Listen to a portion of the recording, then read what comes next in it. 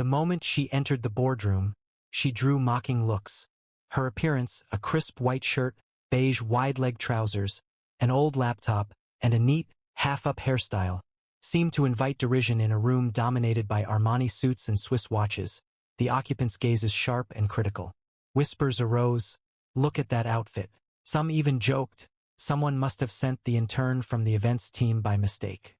They were mistaken, as the woman they had just humiliated was the spouse of the man overseeing a $100 million investment fund, and he had resolved that no money would be allocated to anyone who showed her disrespect. The boardroom at the top of the Sterling Tower shone with authority, with floor-to-ceiling windows showcasing Manhattan's skyline, a polished mahogany table reflecting the morning sun, and air that smelled faintly of leather and ambition. Crystalis Group, a leading force in luxury real estate, had requested architects from across the world to present proposals for their flagship project, a $2 billion eco-resort in the Maldives designed to reimagine sustainable luxury. Executives in tailored suits observed as evaluators, their cufflinks gleaming, their expressions conveying practiced indifference. Tablets displayed spreadsheets, and a large screen stood behind them, ready to showcase presentations that held the potential to significantly impact professional trajectories. Alina Moore entered through the double doors, her beige trousers swaying gently, her white shirt crisp and unadorned. Her dark hair was styled in a neat half-updo, with a few strands framing her face, and her hazel eyes held a quiet intensity. She carried a worn leather portfolio of hand-drawn sketches, an old laptop tucked under her arm, and she was unaccompanied. At 34, she appeared striking, elegant in her simplicity, her beauty like a clear stream cutting through stone. Years ago, her eco-resort concept, a small project in Costa Rica, had attracted attention within the industry, its quiet excellence discussed in design circles. That's why Crystalis had invited her, or so she believed. She placed her portfolio on the table, her actions measured, and offered a composed smile. "Good morning," she stated, her voice clear and even. "I'm Alina Moore, here to present my vision for your resort." The room showed little movement. A man in a charcoal suit, his tie a vibrant crimson, briefly looked up from his phone. Victor Crane, the project director, reclined, his expression wry. "We anticipated a design firm," he stated, his voice resonating, "not a Pinterest freelancer." A wave of laughter, frigid and precise, passed as executives subtly looked at each other. As Alina remained standing at the table, Victor Crane angled himself towards Sylvia Holt, his voice audible throughout the room. He stated, loud enough for everyone to hear, "She's got some nerve, showing up with a laptop older than my car." The executives laughed, their eyes showing their disapproval as they observed her adjusting her sketches. A man wearing a pinstripe suit threw a paper clip toward her portfolio, smiling as it landed on her drawings. "Decorate that," he said to the freelancer, which caused more laughter. Sylvia responded with a smirk, adding, "Maybe she's here to pitch a lemonade stand." Phones snapped pictures of her older laptop, accompanied by cruel whispers. She appeared to be mortifying herself. Alina's fingers hesitated, yet her face remained composed, her composure a sharp contrast to their hostility. Alina's expression remained unchanged. She presented her portfolio, displaying sketches filled with luminosity.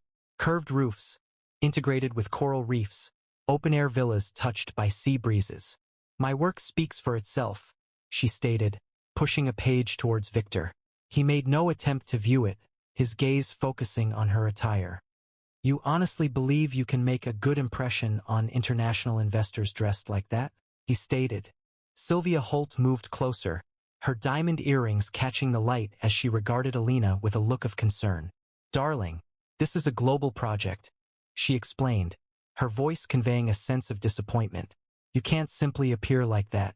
She indicated Alina's trousers, and a ripple of amusement spread around the table. "Did you even attempt to present a professional image?"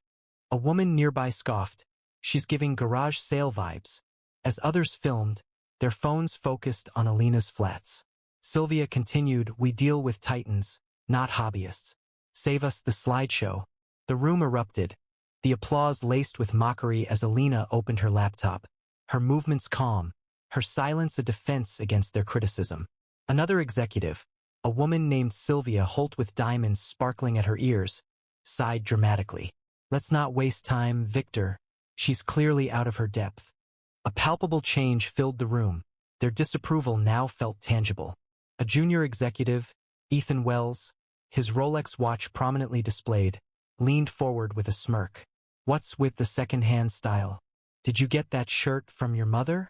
Ethan Wells rose, his Rolex catching the light as he gestured towards Alina's sketches, his expression mocking.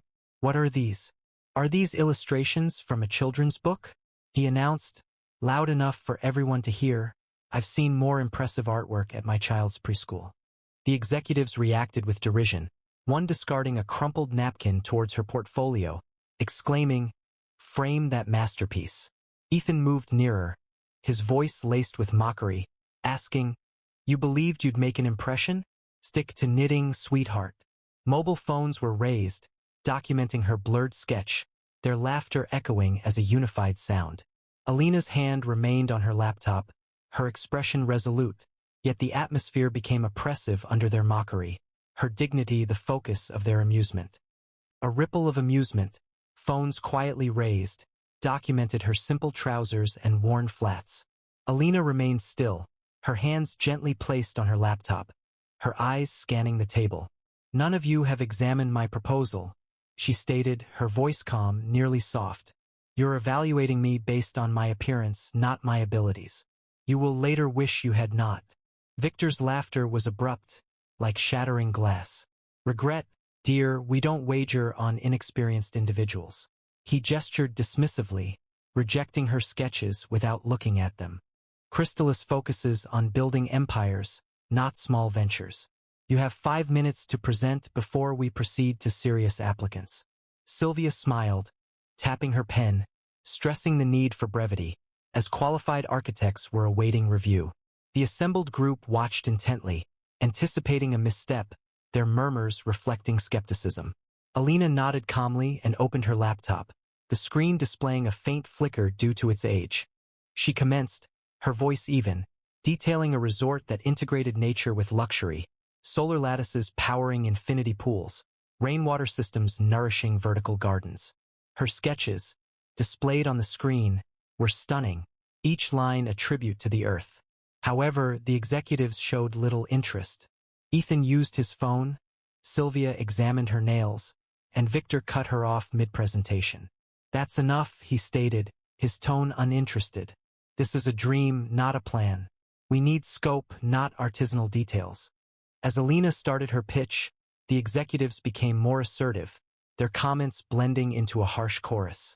One woman, wearing a silk blazer, questioned, is she truly using that laptop? It appeared antiquated, prompting gasps and laughter. A man carelessly discarded a sugar packet from the coffee tray, observing its descent near her drawings. Add some style, dear, he taunted as others applauded, calling, go back to the suburbs. Smartphones captured everything, their cameras unforgiving, presenting Alina as naive. She continued speaking, her voice clear, but their taunts overwhelmed her, a group enjoying what they perceived as her failure. Alina's eyes momentarily shifted, but her demeanor remained steady, a restrained intensity visible within. The rejection was immediate and harsh. Sylvia moved closer, her smile malicious. You do not meet our requirements, Alina. Perhaps consider a local community center in the future. Ethan laughed, throwing a pen in the direction of her sketches. Yes, focus on decorating lofts. Leave resorts to professionals. The pen traveled across her portfolio, blurring a sketch, and the room erupted in laughter, their voices cutting. Alina shut her laptop, her actions deliberate, and collected her documents. She remained silent, showed no reaction. Her gaze met Victor's, calm yet intense, as if she could see into his thoughts.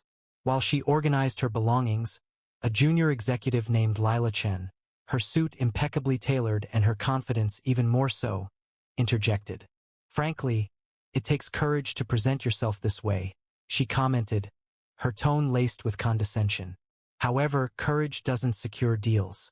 Presentation is key and you're falling short. Lila Chun crossed her arms, her suit crisp and her tone direct, addressing Alina as if she were a child. Look, she said, her voice carrying and precise. It's charming that you attempted this. But this is Chrysalis, not a startup incubator. You don't belong here. She gestured at Alina's shirt, which drew amused laughter. Next time, perhaps hire a stylist or engage a professional firm. A man called out, or simply remain at home.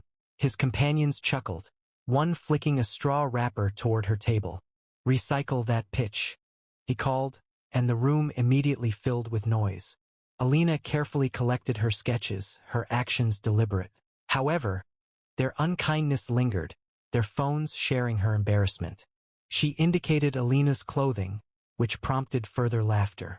A man positioned at the table's far end, with his tie slightly undone, exclaimed, "Wager she's here for the complimentary coffee." The room erupted in laughter. Their phones were now recording, capturing her old laptop and a sketch with smudges, portraying her as an object of ridicule. Alina rose, her portfolio held securely, and offered a quiet smile. "Thank you for your time," she said, her voice soft but resonant. She retrieved her phone, her fingers steady, and initiated the call. The room grew quieter, the occupants observing despite their attempts at nonchalance. "Honey," she said, her tone warm yet distinct, "they disapproved of my design. Perhaps I ought to present it to Novaland instead." She waited, paying attention to the response, then nodded. "All right, see you soon." The executives looked at one another, their expressions changing. Victor moved closer, his forehead creased. "Novaland," he stated, his voice sharp. "What's that supposed to mean?" Alina remained silent, her expression unchanged, as she placed her phone into her pocket. The boardroom doors opened, and a man entered, tall and impeccably dressed in a black suit tailored to perfection. His dark hair was neatly swept back, and his gray eyes surveyed the room with a predator's calm. This was Julian Sterling, the billionaire founder of Sterling Ventures, a $100 million fund capable of influencing markets with minimal effort. A palpable shift in the atmosphere signaled his arrival. Julian moved with purpose, traversing the room without a sound, disregarding the expressions of the executives. His gaze settled on Alina, briefly displaying warmth, and he halted near her, his hand lightly touching hers. The room fell silent, pens clattering to the floor, tablets left untouched. Victor's smirk disappeared, his complexion losing color. Sylvia's diamonds appeared lackluster, her assurance faltering. Julian's phone fell from his grasp, striking the table with a sharp sound. Julian addressed the room, his voice low and resonant, like a storm.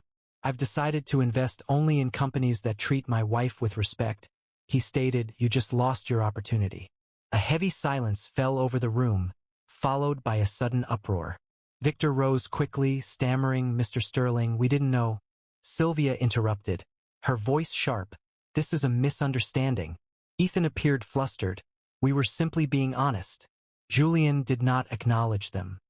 His gaze remained fixed on Alina, who stood calmly, her portfolio still held in her arms. She didn't need to say anything. Her mere presence was sufficient, a silent strength that revealed their harshness. Phones vibrated, screens illuminating as an email arrived in every inbox at the table. The subject line was striking.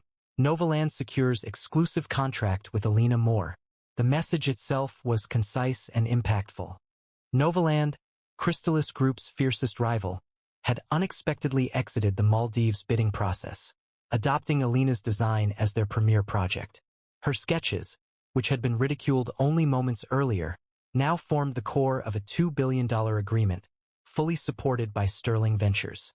All attention shifted to Alina, with expressions of surprise, remorse, and apprehension visible on onlookers' faces. The boardroom erupted in disarray as Julian's words took effect, Victor's complexion paling, his crimson tie seeming to tighten. Phones vibrated with pressing calls, investors withdrawing funds, stocks decreasing 10% within minutes. Sylvia's diamonds shook as she hesitated, her tablet displaying postponed meetings, her connections dissolving. Ethan's Rolex appeared excessive, his confidence diminished as his firm's worth plummeted, rumors of audits spreading. The Novaland email appeared more intensely, Alina's name now prominent, her sketches gaining popularity as brilliant. The Chrysalis Empire, founded on presumption, fractured because of her understated honesty, their reputation lost due to their own actions. She advanced, her footfall soft on the marble floor, and confronted the room.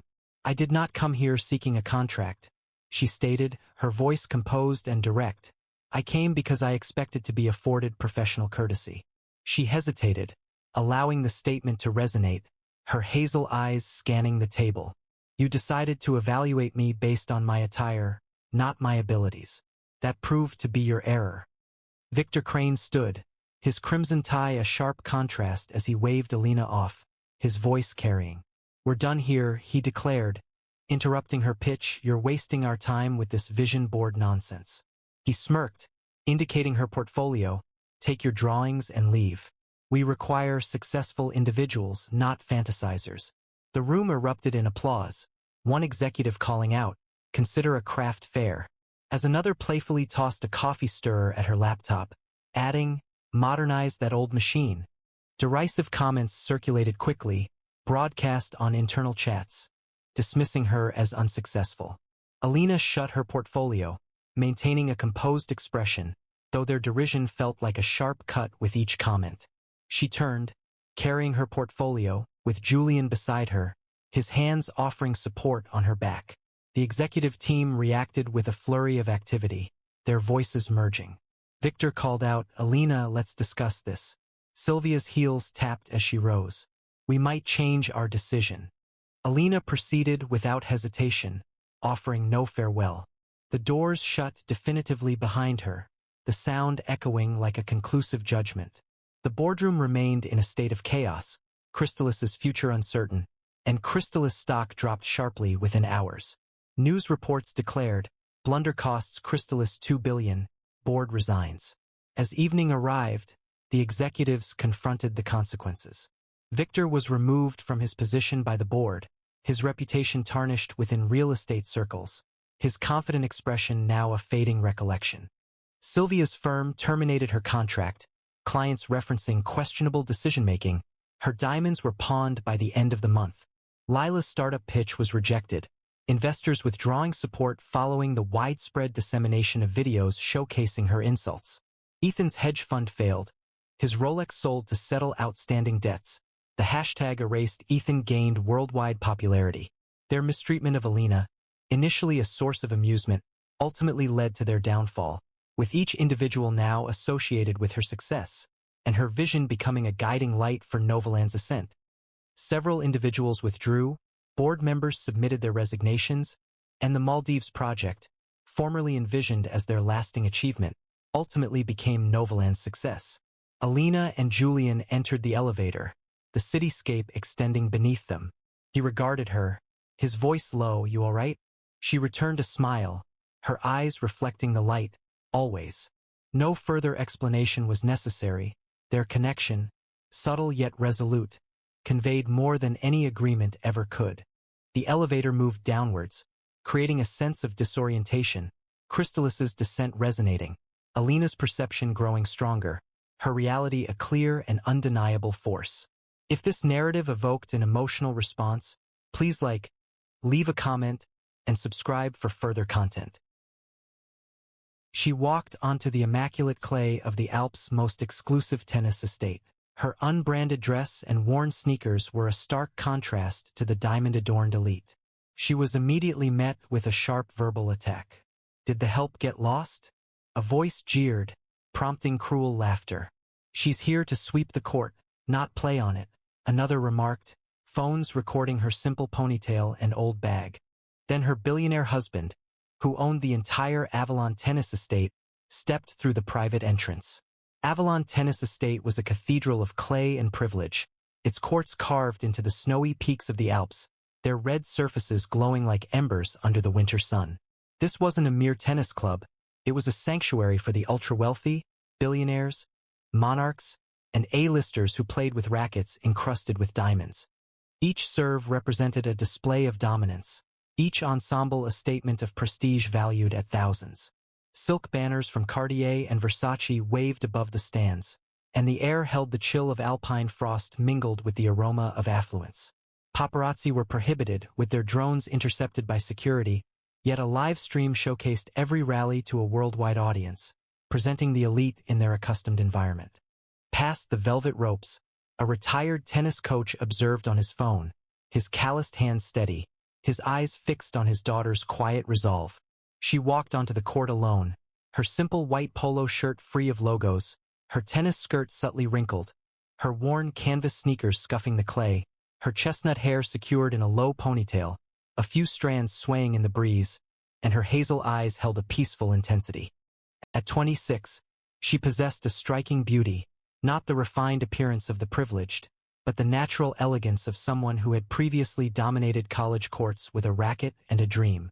Growing up in a small Oregon town, she spent her childhood on public courts, her father instructing her to hit with precision even before she could ride a bike. She secured a full-ride tennis scholarship to Yale, her serves combining power and grace, and her name was spoken as that of a potential professional. 5 years prior, she had given up her career to care for her mother, who was succumbing to cancer, exchanging tournaments for hospital vigils. Now, she held a used tennis bag, her appearance a brief spark in the cold, her unpretentiousness a contrast to Avalon's magnificence. The stands hummed as she neared the registration desk, her worn tennis shoes attracting attention like imperfections in a work of art. Eleanor Prescott, spouse of a CEO at a global bank, sat enveloped in a $15,000 mink coat, her tone laced with derision. "It seems the club is organizing charity events for ordinary people now," she remarked, ensuring the live stream captured her statement. Amusement spread among the attendees, with numerous devices recording her simple clothing. Marcus Tate, descendant of a hedge fund fortune, reclined in a courtside seat, his $6,000 sunglasses reflecting the light, and scoffed, "What will they allow next? Letting the gardeners participate?" A click echoed, their Rolexes glinting in the sunlight. Her fingers lightly touched her racket, her expression calm, yet the atmosphere was charged with derision. Her father's face on the live stream grew strained, the taunts a painful blow to his honor, and the viewers bristled, their frustration poised to explode. As she registered, the upper class's contempt escalated into a planned attack. A cluster of socialites in $10,000 tennis dresses arranged themselves in a semicircle, their voices a poisonous blend. She looked out of place, one remarked, tossing a monogrammed towel towards her. "Back to where you came from." Another called, displaying a phone adorned with diamonds. "She's dressed like she raided a second-hand shop," he exclaimed. Avalon Beggar filmed with her phone, focusing on her worn sneakers, while a venture capitalist in an expensive blazer declared, "She's tarnishing the reputation of this estate." The phones illuminated the scene with the glow of live-streamed posts. The sound of laughter from the crowd felt like a harsh punishment, each word striking against her quietness. Her father's face, visible on the live stream, showed distress, every insult a blow to his daughter's honor. The audience's anger intensified, their hearts racing, indignant at this group's continued harshness. The politician's daughter and Europe's third-ranked tennis player stood close to the net, her personalized racket shining in the sunlight. Her blonde hair was styled into a sleek bun, her $10,000 tennis dress sparkling with Swarovski crystals. She had competed against Olympic champions, her name synonymous with elite tennis. She directed a chilly gaze at the newcomer, her voice cutting through the surrounding noise. "This is a private court, not a public school gym class," she stated, her words carried by the livestream microphone. The bleachers erupted, phones were raised, captions began to appear, with the hashtag #AvalonOutsider. Her friends, a group of socialites dressed in custom athletic wear, chuckled, one playfully throwing a tennis ball toward the newcomer's feet. "Pick it up, newbie," she said. The woman stepped over it, her hazel eyes meeting the players, her gaze unwavering despite a rapid pulse. The audience felt a wave of anger, their hearts aching for her as her dignity was challenged. The disdain of the wealthy intensified as the politician's daughter approached, her crystal-studded dress shimmering, her voice sharp and cutting. "You're a disgrace to this court," she stated, her voice clear enough for the live stream to broadcast globally. "Regarding the dress and those sneakers, did you obtain them from a dumpster? You will never be accepted by our group," she declared, accompanied by the sound of clicking and laughter which formed a harsh, mocking chorus. as phones focused on the worn canvas shoes. "You're a person of no consequence attempting to portray someone of high standing," she added, her expression conveying disdain. "This estate warrants a more distinguished individual than someone impoverished." The woman gripped her racket, her hazel eyes betraying a suppressed intensity, yet her expression stayed calm. Her father's hands shook on the live stream. The personal attack felt like a blow to his daughter's value. The audience's anger surged, their hearts aching, furious at this intentional challenge to her identity. A cluster of players, their sneakers spotless, congregated close to the court, their hushed voices as cutting as ice. "She's a nobody," one muttered, the words audible on the live stream. The standards at Avalon were declining. Someone threw a crumpled score sheet at her feet, saying, "Clean that up, maid." The paper slid across the clay, lightly touching her sneakers, but she remained still. The politician's daughter's coach, a former professional with a Rolex on his wrist, smiled from the sidelines. "She's not ready," he stated, his voice audible. "This court is for champions, not charity cases." The crowd applauded, their elitism forming a barrier around her. Her hazel eyes shone with a contained intensity, yet her smile remained, a delicate challenge to their disdain. The audience's outrage surged, their anger at this planned cruelty a tangible force. The ridicule extended beyond the players. A tournament official, his badge bright, came to her at the desk, his voice tinged with condescension. "Miss, this isn't an open tryout," he stated, loud enough for the bleachers to hear. Her attire was not in accordance with our dress code, he indicated, pointing to her worn sneakers, his smile reflected by onlookers. "We generally do not allow non-members to play on Avalon's courts," he stated, prompting laughter from the privileged attendees. Mobile phones focused on her composed expression, with captions quickly appearing, "Hat tennis tramp." The audience's agreement felt like an overwhelming pressure, their condescension a public humiliation. She tugged at her ponytail, her hazel eyes fixed, yet her father's live stream displayed his face falling, the official's involvement a new hurt. The viewers' anger surged, their pulses racing at this systemic breach. She moved to the middle of the court, her used bag hanging from her shoulder, and met the politician's daughter's gaze with a peaceful smile. "One set," she stated, her voice strong and even, piercing the amusement as sharply as a piece of broken glass. "Should I fail to score a single point, I will clean your shoes with my towel on my knees and apologize in front of everyone. However, if I defeat you 6-0, you clean my shoes, withdraw from Avalon, and bow your head to me in front of this whole estate." The bleachers erupted in mocking laughter, the crowd scorn a tidal wave. The tech mogul's daughter cried, clapping her hands. The politician's daughter smirked, her racket twirling. "Good luck, gym class girl," she taunted. The live stream comments increased dramatically. She was in a precarious position, a failed hashed wager. Her ponytail moved gently, her hazel eyes focused intently on her opponent. Her quiet demeanor spoke louder than their taunts. Nobody knew her history, neither the spectators, nor her opponent, nor even the livestream audience. At 19, she had been a promising tennis player, her serves reaching 120, her footwork demonstrating exceptional grace. She had secured a full-ride scholarship to Yale, her reputation known in professional circles.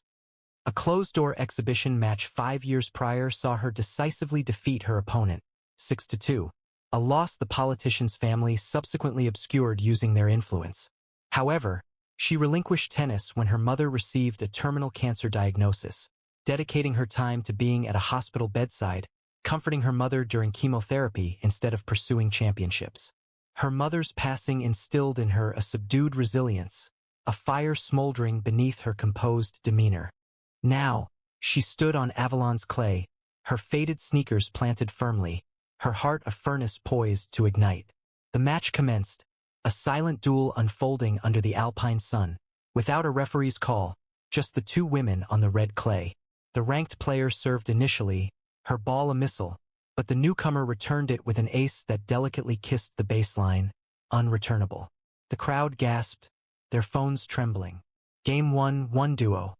Her second serve was a very gentle drop shot, spinning just past her opponent's reach, her racket swinging wildly. Game 2, 2-0. The opponent's face became tense, her confidence weakening, her shots becoming less accurate. The newcomer's movement was graceful, her backhand cutting the clay sharply. Game 3, 3-0. The bleachers grew quiet, their laughter fading, their bets falling apart. The opponent's coach stood motionless, his smile gone, his clipboard unnoticed. The live stream gained immense popularity. Is this really happening? She's incredible. Her serves became more precise. Her eyes focused intently on the ball, her movements fluid with the court. Game 4 featured a cross-court forehand that left her opponent sprawling, her $10,000 dress stained with clay. Game 5 showcased an overhead smash that resonated like a gunshot, the ball speeding past a desperate lunge. The opponent appeared to be falling apart, her breaths ragged, her crystal-studded dress appearing less vibrant under the sun. The newcomer's worn sneakers moved gracefully, her generic polo shirt a subtle challenge to the established player's disapproval. Game 6 concluded with another ace, precise and decisive, the ball speeding down the line. The set finished in 11 minutes, 6-0, the scoreboard vividly displaying her dominance.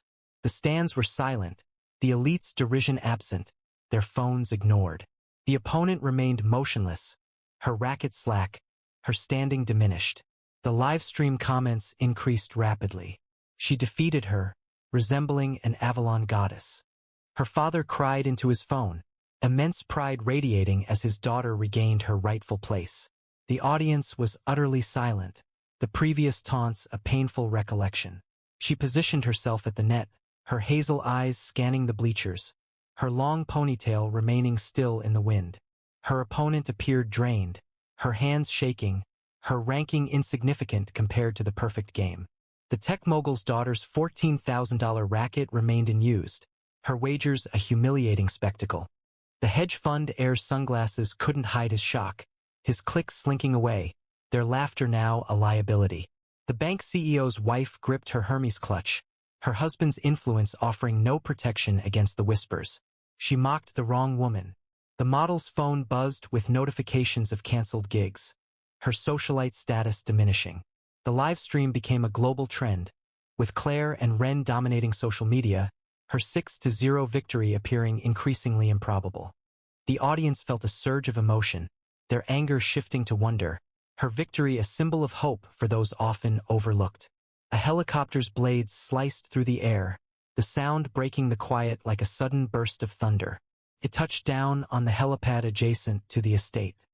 The sleek black frame gleamed, its doors opening to reveal Claire's husband, the founder of Avalon, majority shareholder in 50 European resorts, and a Forbes-listed billionaire at 30. His tailored gray coat caught the wind, his dark hair swept back, his blue eyes sharp as glaciers. He strode across the clay, his presence a force that hushed the crowd and walked straight to Claire. He took her hand, kissed her forehead, and spoke, his voice low but resonant, carrying to the bleachers, "I'm sorry, love.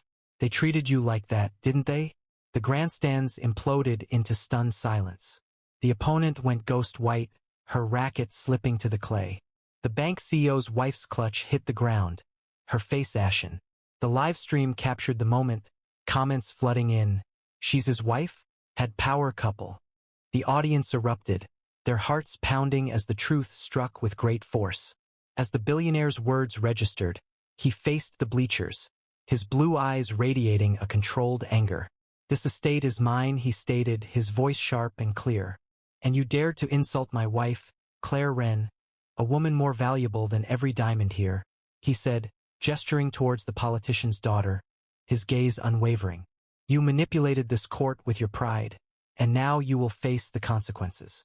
He retrieved his phone, showing contracts terminated, sponsorships withdrawn and memberships canceled. "You are prohibited from every resort I own," he stated, his words carrying immense finality. The opponent's knees gave way, her empire collapsing, her family's influence rendered insignificant. The audience reacted with shock, the guilty appearing smaller, their standing diminishing under his authority. The live stream surged with activity, displaying the tags "Justice, Ren rules."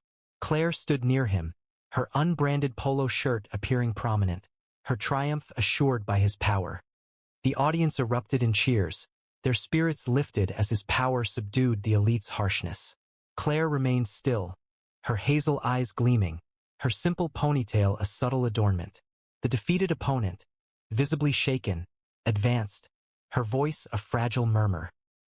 I'll clean your shoes, she faltered, reaching for Claire's sneakers, her gaze fixed on the ground. Claire dismissed her with a gentle gesture, her expression calm, her voice tender yet resolute.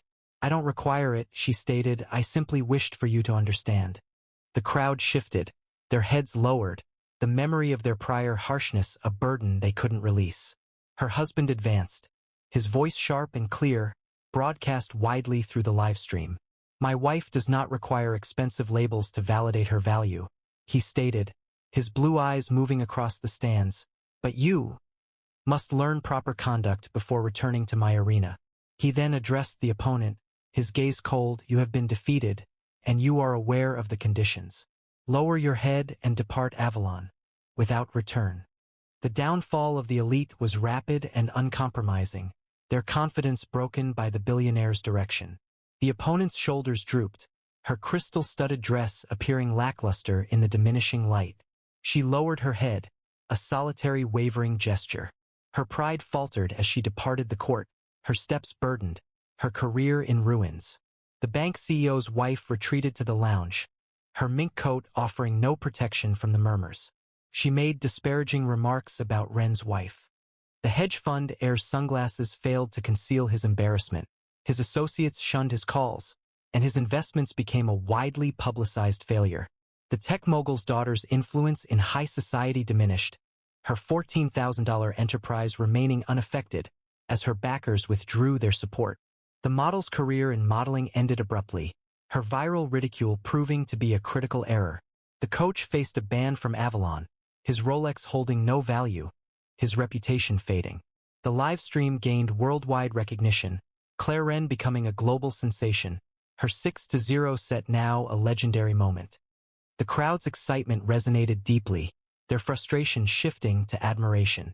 Claire's triumph, and her husband's fury, consumed the elite's harshness. Her opponent's posture fell, her crystal-studded dress appearing lackluster in the waning light. She lowered her head in a brief, unsteady gesture, her confidence broken, and left the court, her steps weighed down, her career seemingly ruined. The Avalon roster was revised within the hour, her name removed, her third-ranked position relegated to a brief mention. The bank CEO's wife retreated to the lounge, her mink coat offering no protection from the hushed rumors. She made disparaging remarks about Ren's wife.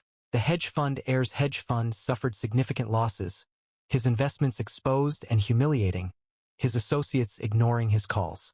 The tech mogul's daughter's social media influence diminished, her $14,000 business remaining unaffected, but her sponsors withdrawing support.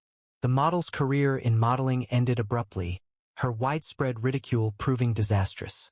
The coach was prohibited from Avalon, his Rolex seeming insignificant, his standing destroyed.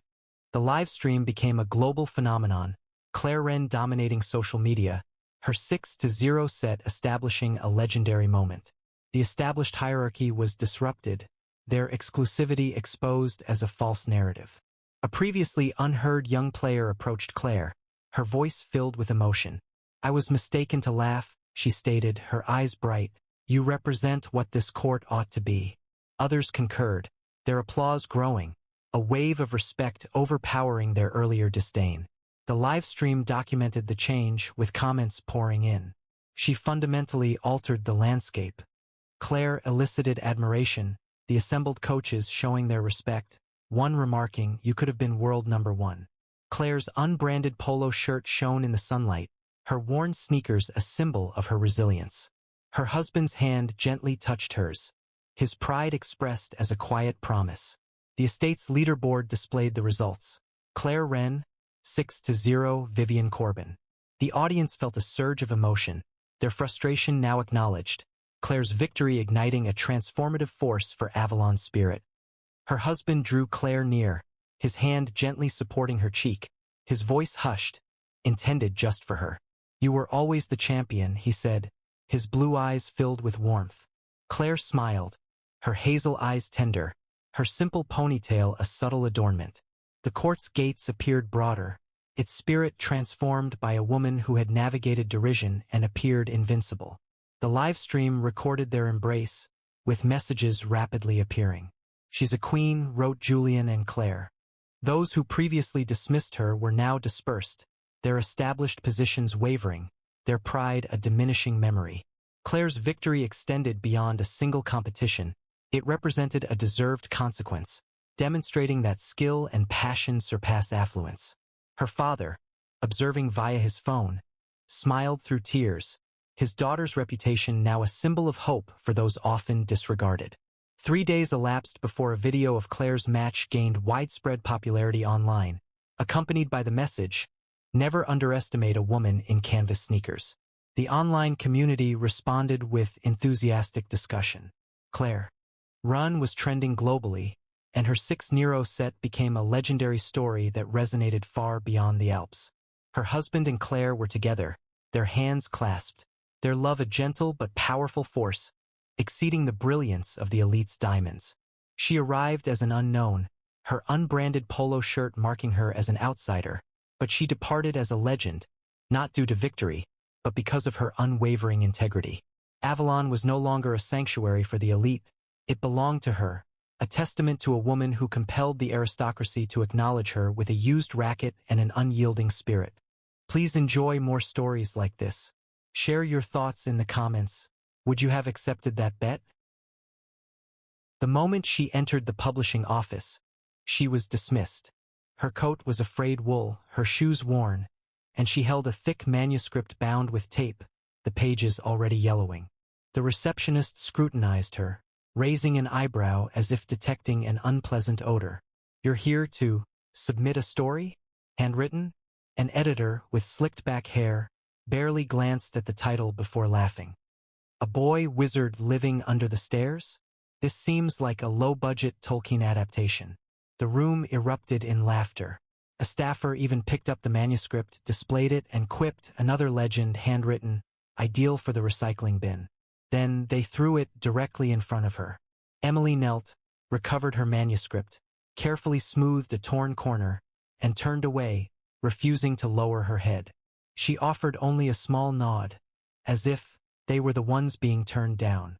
They simply didn't understand.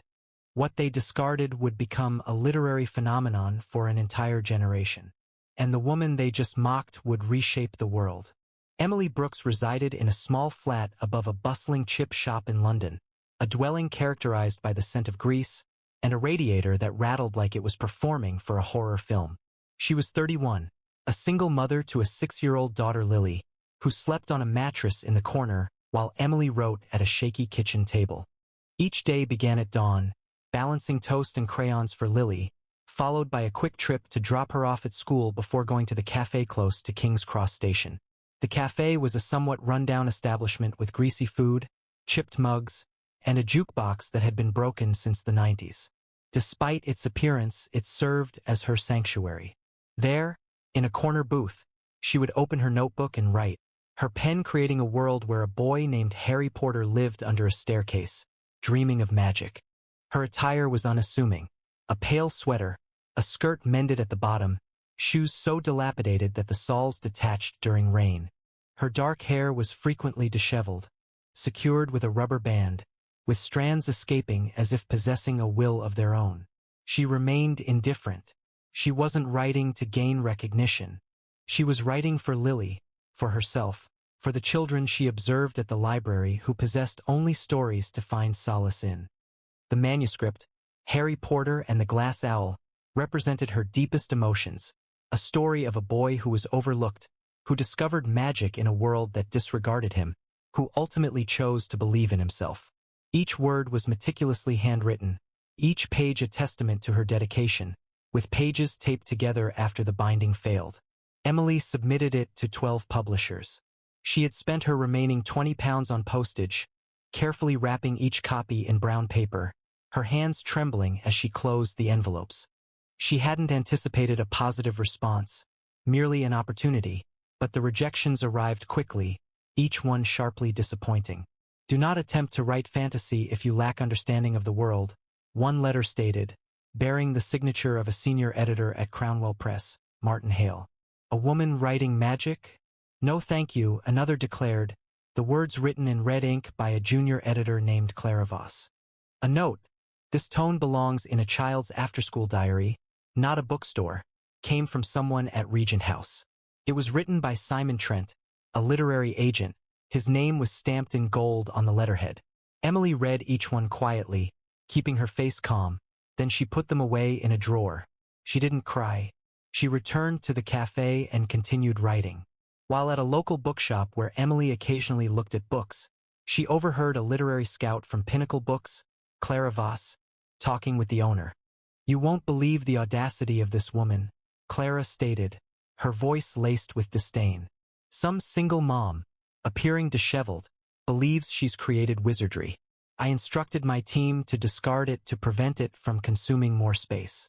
The owner laughed, briefly looking at Emily, who was examining a used paperback nearby, oblivious to being discussed. Likely another sentimental narrative seeking sympathy, he remarked, speaking loudly enough for her to overhear. A customer interjected, a smirk playing on his face. What's she going to do? Cast a spell to get published? The others chuckled, glances darting towards Emily's worn skirt and unkempt hair. She remained looking down, her fingers following the book's spine, but the atmosphere shifted, their comments a burden she carried as she returned to her cafe booth. Her pen wavered a little as she wrote, yet she persisted. Her story would be her reply. Emily was seated in her cafe booth on a rainy afternoon, her notebook open, when a group of publishing interns from Regent House entered, their laughter echoing through the space. One noticed her and nudged his friends, saying, "Look, it's the wizard lady, still writing her kitty stories." He approached her, peering at her pages and asking, "What's this, Harry, what's it? Gonna make you rich, huh, love?" His friends laughed, and one mimicked her pen strokes with exaggerated flourishes. "Bet she thinks bookstores are begging for this drivel," another remarked, speaking loud enough for other patrons to hear. A waitress, joining in the derision, placed Emily's coffee down with force, adding, "Dreamers like you clog up the place." The interns quickly took a selfie with her visible in the background and posted it online with the caption, "Hatch Fantasy Fail. Single mom's sad hobby." Emily's hand paused, ink smudging slightly, but her face remained composed, her gaze fixed on the page. The cafe felt smaller, their unkindness a storm she endured quietly, her story her only support. The most difficult experience came from Crownwell Press. Emily had found the strength to hand-deliver her manuscript in person, hoping a direct meeting might influence them. She stood in their modern office, all glass and chrome, holding her pages. Martin Hale, the editor who had rejected her by mail, was present, accompanied by assistants. He glanced at her worn coat and smirked. An unfamiliar woman, appearing like a housewife, who believes she's crafting the next mythology. Absurd. He didn't bother to open the manuscript. Instead, he raised it with 2 fingers, as if it were unclean, and dropped it into a recycling bin. His assistants chuckled, one saying, "Back to the kitchen, love."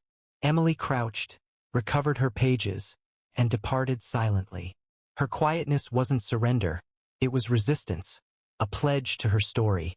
Leaving Crownwell Press, Emily held her manuscript securely.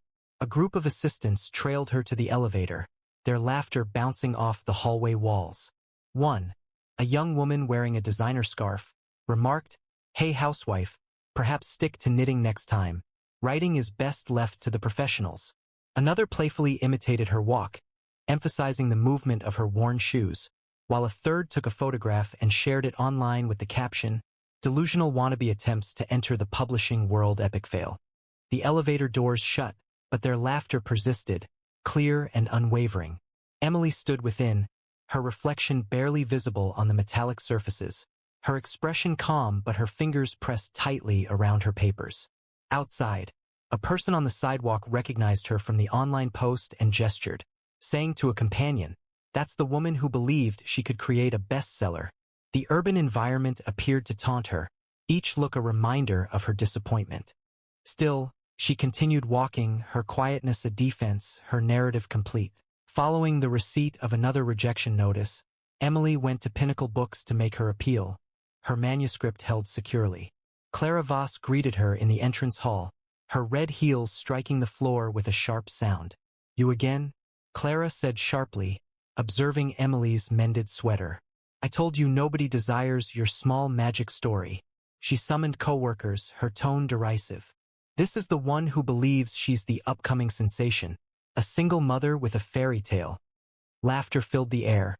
One assistant discarded a crumpled coffee cup towards a bin close to Emily, and smiled when it brushed her arm. "Oops, thought you'd catch it with a spell," he remarked, winking at Clara. A security guard who overheard joined in, saying, "Time to go, lady, don't waste their time." Clara dismissed him with a wave, already turning away. "Stick to raising your kid, not writing flops," she called out, her words reverberating through the lobby with the sound of snickers. Emily departed, her gait resolute, her manuscript intact, yet the impact of their remarks lingered, a chilling dampness. Several months elapsed, and Emily's finances decreased. She reduced her food intake to purchase Lily new shoes, while her own coat became increasingly worn as winter's chill intensified. She was nearing the end of her resources when a letter arrived from Willow Tree Press, a small publisher struggling to stay afloat in a basement office. The owner, Margaret Cole, was direct. "The situation is precarious. Your book presents a risk, but I find it promising. We'll print 1,000 copies. Conditional on using initials, ensuring anonymity. No one should know the author is a woman." Emily paused, her pen poised over the contract. She was reluctant to conceal her identity, but Lily needed school supplies, and the flat's rent was overdue. She signed as E.J. Brooks. Harry Potter and the Glass Owl was released in June, a subtle distribution in a few London bookshops. The cover was simple, just a drawing of an owl with glass wings, the title in a small font, understated and without promotion. Emily didn't anticipate much. She continued working, taking shifts at a laundromat to make ends meet, writing at the cafe when she had time. However, then something changed. A public school in Leeds sent her a letter, handwritten by a teacher named Ms. Patel. It read, "We read your book to our class. The children haven't stopped discussing Harry. They cried when he found the glass owl. Thank you." Emily clutched the letter, her throat constricted, and placed it with her other rejection notices. When Harry Potter and the Glass Owl was initially released, it was a quiet debut amidst a flurry of well-established titles. However, it quickly gained momentum. A bookshop in Glasgow organized a reading, and children filled the space, captivated as Harry confronted the Shadow Veil. Parents shared accounts of nightly readings, their voices hushed with wonder. "My daughter hadn't engaged with a book in years. Now she refuses to put Harry Potter and the Glass Owl down." By August, London's biggest bookstore saw a line extending out the door, with children holding copies and reciting Harry's spells as if they were a hidden language. A video that became widely shared online featured a boy in Sydney imitating the glass owl's flight, his cardboard wings flapping energetically. News publications described it as a sensation arising unexpectedly. Emily's World, Hogwarts's candlelit halls, the owl's shimmering prophecy, was more than just a story. It provided a sense of belonging for those often disregarded. The book gained widespread recognition, each copy reflecting her unwavering spirit. The audience responded with enthusiastic applause, acknowledging the world's discovery of her. News of the book's popularity quickly circulated. A teacher in Manchester read excerpts aloud, and her students created drawings of Harry's wand, affixing them to their desks. A librarian in Bristol placed an order for 10 additional copies following disputes among children vying for the sole existing copy. A blogger, identified as Katie, a young person, shared a quote online. "The boy who wasn't chosen, chose himself." It received 100 likes, then 1,000, then 10,000. By September, bookshops were unable to maintain sufficient inventory. Parents described it as magical. Children claimed it as their own. A photograph circulated widely online, depicting a girl in a hospital bed, clutching Harry Potter, smiling for the first time in weeks. Emily viewed it on a library computer and wiped her eyes, her heart full. By autumn, Harry Potter and the Glass Owl was no longer simply a book, it was a cultural phenomenon. Schools throughout Britain designated it required reading. Researchers observed a remarkable shift. Children who previously showed little interest in reading eagerly finished Harry's story. A Paris library reported wait lists extending for months, with teenagers drawing the glass owl in their notebooks. In Chicago, a community center hosted a themed event where families dressed as wizards, their laughter resonating through the streets. Social media platforms were filled with shared quotes. The boy who was not initially selected ultimately asserted himself. Artwork appeared on bedroom walls, and phrases were permanently marked on wrists. A Tokyo newsstand sold out within hours. The clerk remarked, "It's like Harry is real." Emily's narrative had cast a spell, its influence extending across borders, giving a voice to those who were unheard. Bookstores requested additional printings, their shelves emptied, as readers sent a large number of letters to Willow Tree Press. Demands for more Harry were constant. The world wasn't simply reading, it was experiencing her dream, and the audience felt each triumph personally. 3 months following its release, the book became incredibly popular. It reached the bestseller lists initially in the UK, then in America, and subsequently in Japan. News outlets proclaimed headlines, with considerable intrigue surrounding author E.J. Brooks's reimagining of fantasy. Bookstores experienced sellout conditions, placing reprint orders numbering in the thousands. Willow Tree Press, rescued from bankruptcy, relocated to a more suitable office.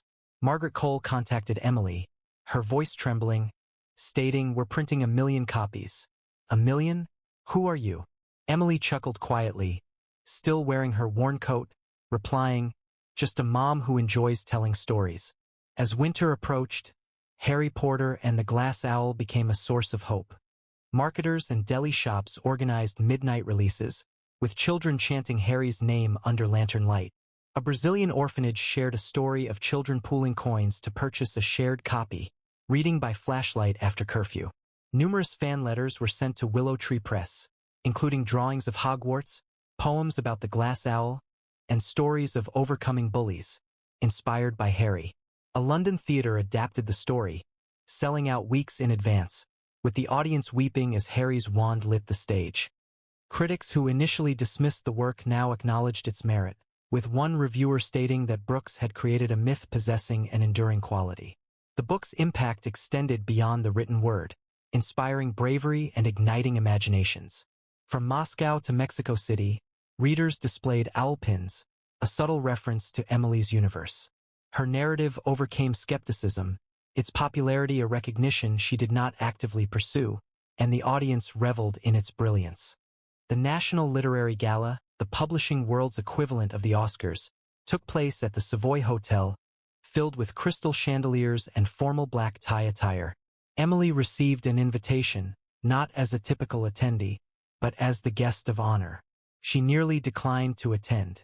Lily was suffering from a cold, and the train ticket to central London was costly, but Margaret urged her to go, sending a ticket and a note that read, "You deserve this." Emily chose to wear a plain linen dress, pale blue in color, which she had purchased from a charity shop for $5. The shoes were the familiar, well-worn pair, her hair loose and slightly disheveled. She carried her notebook, prepared for any sudden inspiration during the train ride. The gala presented a spectacle of tailored suits and glittering gowns, the atmosphere heavy with champagne and self-importance. Emily entered discreetly, her invitation clutched firmly, initially unnoticed by the attendees. She positioned herself near a pillar, observing editors and agents exchange greetings, their laughter reminiscent of the Crownwell office. Martin Hale was present, networking while holding a glass of whiskey, his slicked-back hair reflecting the light. Clara Voss, representing Pinnacle Books, commanded attention in a red dress, casually dismissing a waiter with a gesture. Simon Trent, the Regent House agent, spoke proudly of his newest acquisition, his voice audible above the general conversation. They did not notice Emily as she passed, her linen dress seeming understated amidst their elegant attire. She greeted several publishers with a handshake, her grip steady but kind. Martin Hale casually touched her hand, his gaze already searching for someone of greater significance. He offered a greeting, stating, "Nice to meet you," without inquiring about her name, and concluded with, "Enjoy the evening." Clara Voss responded with a strained smile, quietly remarking to an assistant, "Who's that? Some blogger?" Simon Trent remained engrossed in his phone, not acknowledging her at all. Emily offered a courteous nod, her expression calm, and proceeded. She didn't require their validation. She had come for the children who adored Harry, for Lily, for the narrative that continued to endure. A palpable excitement filled the room as the host, a BBC presenter known for his smooth delivery, stepped onto the stage. "Tonight, we celebrate the literary world's most accomplished talents," he began, his smile radiant. But he continued, noting that one name had eclipsed all others. A debut novel, published under initials, had resonated with readers worldwide. It had revolutionized storytelling, provided children with a role model, and rescued a publisher from financial hardship. The audience shifted expectantly, murmuring, "Could it possibly be E.J. Brooks? Here?" Martin Hale straightened his tie, a smirk directed at Clara Voss. "Likely an Oxbridge graduate pretending to be modest," he remarked. Clara acknowledged him with a roll of her eyes. The host's voice increased in volume. "Please welcome the author of the decade's best-selling novel, the woman who created an entire world for millions of children, Emily Brooks." The ballroom became still. Glasses tapped, breathing paused. Emily advanced, her linen dress reflecting the light, her well-worn shoes making no sound on the polished floor. Strands of hair remained tangled, and her notebook was held beneath her arm. Yet, her eyes, steady, warm, and resolute, commanded the attention of everyone present. She ascended the stage, each step carefully placed, as if Hogwarts itself provided support. Martin Hale's whiskey spilled from his hand, staining his shoes.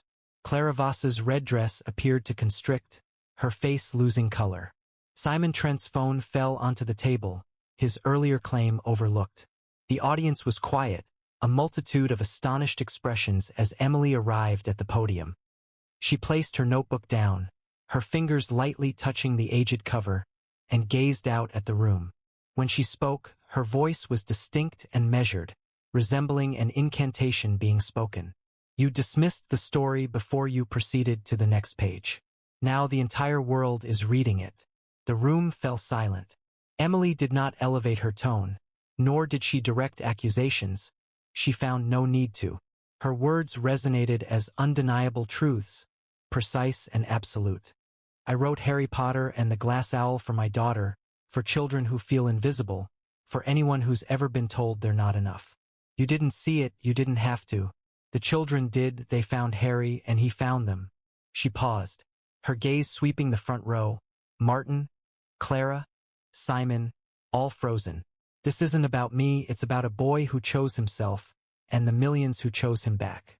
As Emily spoke from the gala stage, the crowd's silence broke into murmurs of awe.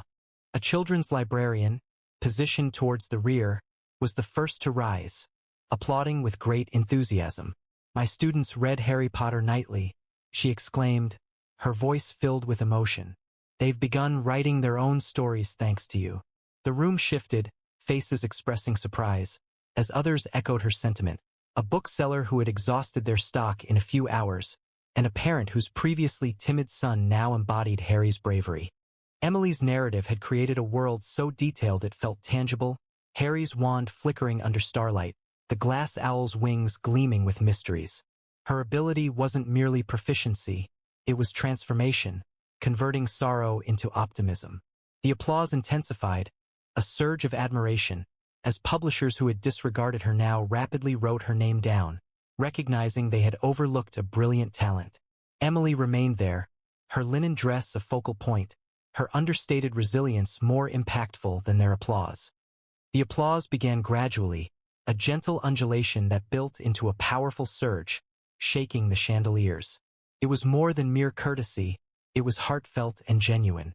Emily moved from the stage, her dress flowing, and returned to her position beside the pillar. Behind the curtain, the gala was filled with discussion of Harry Potter and the Glass Owl. A critic, standing close to the bar, who had previously expressed doubts, confessed, "I read it last week and couldn't stop reading it." He continued, "The way Harry confronts the shadow veil. It's not just a story, It's a reflection for every child who's experienced feelings of isolation. A young author held her signed copy, telling a friend, "It's as if Emily understood my childhood, the bullies, the dreams, and transformed them into something magical." The book's world felt vibrant, Hogwarts halls resounding with spells, the glass owl's prophecy permeating every page, children in Tokyo dressed as Harry for Halloween, parents in New York reading it aloud, their voices breaking at the conclusion. Its language had initiated book clubs, inspired fan art, and even led to a school play in Dublin. Emily's story resonated deeply, its enchantment touching hearts across the globe.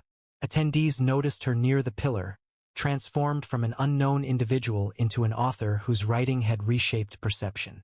During the gala, while Emily stood by her pillar, the book's reputation intensified.